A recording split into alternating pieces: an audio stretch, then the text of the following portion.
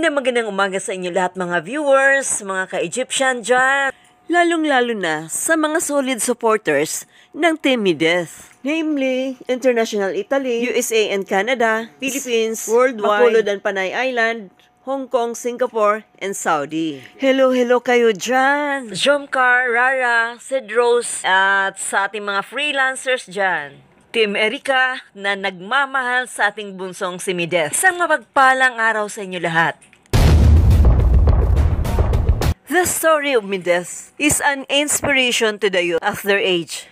A goosebump as we hear it. She is a sidewalk vendor since she was younger. Dahil nakikitaan na raw ito ng kanyang ama na magaling magtinda at mabilis maubusan. Noong kinder pa lamang, kaya madalas niya itong isama tuwing siya ay nagtitinda. Kaya mula pa nung kabataan ay naimulat na siya sa ganitong sistema na nagturo sa kanya para maging madiskarte. Selling different stuff or foods is for the love of her family and lifting her family out of poverty. Wishes come true due to the help of Kalingap team. In a bit of time, just because nileft up nila yung tao pero biglang binitawan. A very painful experience.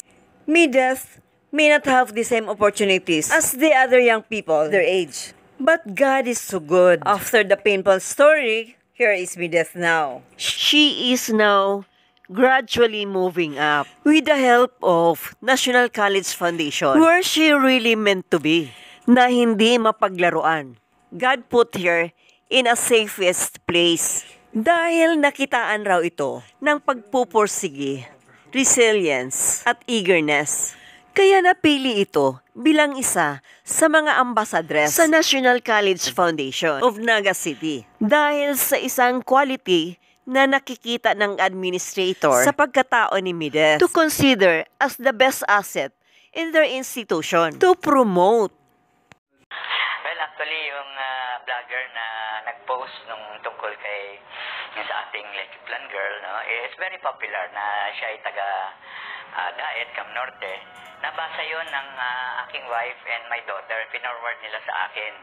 And from there, I contacted our HR and also our student services, si Vice President Tina and also our Director Maribig Balance. Actually, sila pala nakita na rin nila and immediately si Maribig already looked for the girl and nakita niya na. So when I met them the next day and I told them that such a quality of a student na resilient and then aggressive, no, should be part of the institution. And they suggested na gawin natin siya ambassadress because of her resiliency at saka yung kanyang pagka-fighter spirit. She embodies the fighter spirit of an NCF Tiger, no? So from there, yun, pinatawag siya, in-interview siya, and then we gave her a chance to be an ambassadress. Wow! So lucky girl! Siguro ang plan talaga ni Lord para kay Mideth ay hindi para sa Kalingap, kundi para dito sa NCF. She is in a bitter hand. Pakinggan naman natin ang kwento ni Mideth sa buhay niya. Huwag kayong umiyak ha! Sila mama po, parents ko talaga po. Pag nahilig ko sindang nahihirapan, hindi ko po kaya.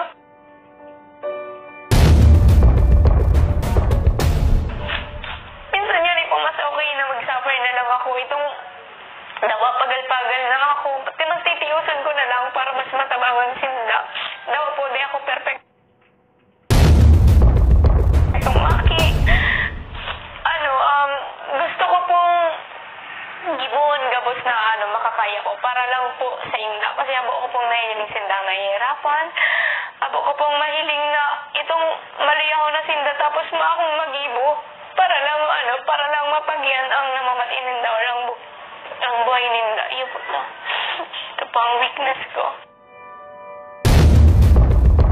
Ay, grabe. Nakakaiyak yung experience ni Mideth. Nakikita ko yung sarili ko sa kanya, sa totoo lang. Kaya nga, agad kong napansin agad si Mideth, binigyan ko ng reaction at naglaylo ako sa Kalingap dahil nararamdaman ko kung ano yung ginawa nila against Mideth na pagkaisahan nila yung bata.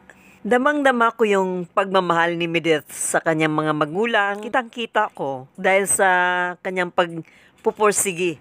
Kung maari lang at her age, gusto na niyang ibigay yung magandang buhay para sa kanyang mga magulang. Bihira lang na makakita kayo ng ganyang anak. Pero guys, ano masasabi niyo tungkol dito? Nananawagan si Tutubi para sa nurse. Kay Rose Ann, at nakita niyo mga kalingap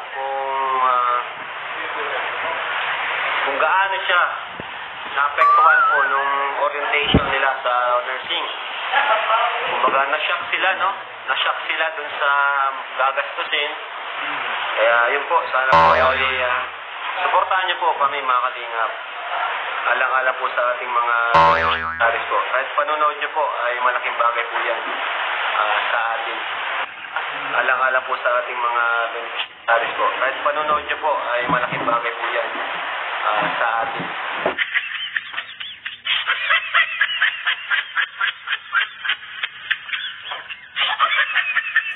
Oh, sa gustong magbigay sa pananawagan ni Rab, bigyan nyo naman, GCash na lang.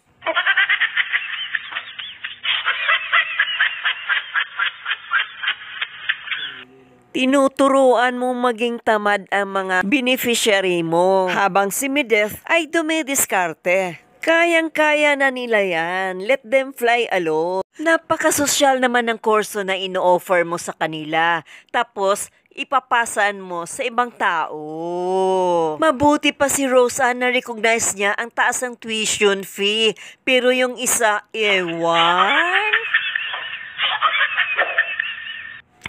Sayaw na lang tayo. Sabayan natin si ate para sumaya tayo. Ang bigat-bigat eh.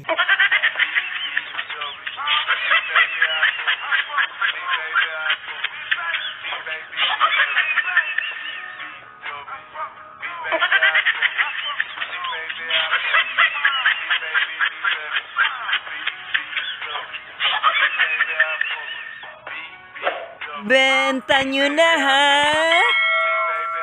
Para may pambayad tayo sa tuition.